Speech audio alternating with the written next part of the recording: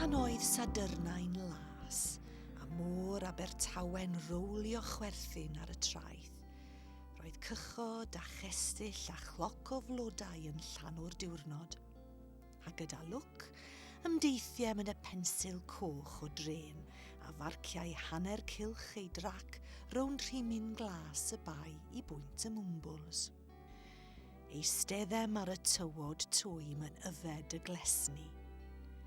Ein llygaid newynog yn syllu'n awchus ar fwrdd y môr.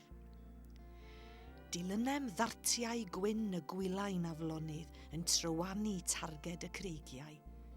A sbiem yn syn ar y llongau banana melyn o'r gorllewin a sglefriau'n ara dros y gwydr glas. A gorffwys dan y creiniau tal a grafau'r wybren glir uwch ben glan dŵr.